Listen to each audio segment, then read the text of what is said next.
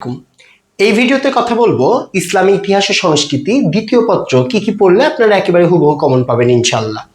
তো প্রথমেই বলে রাখি, আমরা প্রথমে একটু ডিসকাস করব আমাদের সিলেবাসটা নিয়ে।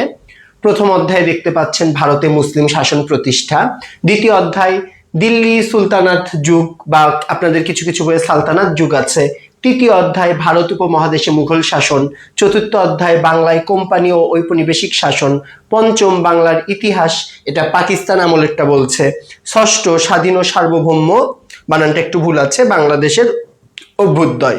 তারপরে আসেন প্রথম অধ্যায় ভারতে মুসলিম শাসন প্রতিষ্ঠা নিয়ে যদি আমরা দেখতে চাই, মোহাম্মদ বিন কাসিম, মোহাম্মদ ঘুরি এবং সুলতান মাহমুদ, এদের নিয়ে আমাদের পড়তে হবে যে যুদ্ধগুলা হয়েছে সেই যুদ্ধগুলা কেন হয়েছে, ফলাফল কি, কি কি অভিযান হয়েছে, কেন পতন হয়েছে, তাদের চারিত্রিক যে বৈশিষ্ট্য, তাদের কৃতিত্ব, এই ব্যাপারগুলো মোটামুটি আমাদেরকে পড়তে হবে। ওকে, তারপরে আসেন দ্বিতীয় অধ্যায় দিল্লি সুলতানাত যুগ, যেটা 1206 থেকে 1526 খ্রিস্টাব্দ পর্যন্ত। এখানে মোটামুটি 5টা রাজবংশ আসছে, দাস, খলজি, তুগলক, সৈয়দ এবং লোদি।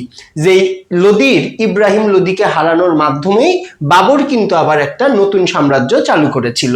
কুতুবউদ্দিন আইবেক ও সুলতান ইলতুৎমিশ, ঠিক আছে, এখানে বেশিরভাগ ক্ষেত্রে আপনারা খণ্ডক্তয়ের ব্যবহারটা দেখবেন। সুলতান রাজিয়া ও গিয়াসউদ্দিন বলবন, আলাউদ্দিন খলজির অর্থনৈতিক সংস্কার। এই যে ভদ্রলোকদের কথা বললাম, রাজা সম্রাটদের কথা বললাম, তাদের ব্যক্তিগত জীবন, তারা কি কি পদক্ষেপ গ্রহণ করেছে, কি কি সংস্কার করেছে, এগুলো কিন্তু সৃজনশীলের জন্য খুবই গুরুত্বপূর্ণ। এরপরে আসেন তৃতীয় অধ্যায় মুঘল শাসন প্রতিষ্ঠা, 1526 যেই পানিপথের যুদ্ধ হয়েছিল, বাবর ইব্রাহিম লোদিকে সেখানে পরাজিত করেছিলেন। এরপর বাবরের যে বংশানুক্রমে এই জিনিসটি চলতে থাকে। তারপর শাসন আমলের যে 6 জন ছিল, একেবারে সব ভালো করে পড়বেন। এখানে শেরশাহ সুরি নামে একজন ক্যারেক্টার আছে, যিনি প্রায় 15 বছর শাসন করে এই মুঘলদের যেটুকু ঘাটতি ছিল, গ্যাপ ছিল, সেগুলো পূরণ করে দিয়েছে। ঠিক আছে, আফগানিস্তানের একজন ভদ্রলোক, একজন যোদ্ধা। এবং শেরশাহ সম্পর্কে, এই শেরশাহ সুরি সম্পর্কেই পড়তে বলেছি। চতুর্থ অধ্যায় বাংলায় কোম্পানি শাসন ও ঔপনিবেশিক শাসন, ইস্ট ইন্ডিয়া কোম্পানির দেওয়ানি লাভ, লর্ড ক্লাইভের দ্বৈত শাসন ব্যবস্থা, ফরাইজি আন্দোলন, তিতুমিরের বিদ্রোহ, 1857 সালের যে সিপাহী বিদ্রোহ, সেই বিদ্রোহে যদিও সিপাহীরা সফল হয়নি, কিন্তু এর মধ্য দিয়েই কিন্তু কোম্পানি শাসনটা রদ হয়ে গেছে। ওকে, বঙ্গভঙ্গ 1905, তারপর বঙ্গভঙ্গ রদটা সম্পর্কে পড়ে ফেলবেন। খিলাফত, অসহযোগ আন্দোলন, লাহোর প্রস্তাব, দ্বিজাতি তত্ত্ব, খ নাম্বারে দ্বিজাতি তত্ত্ব আসবে।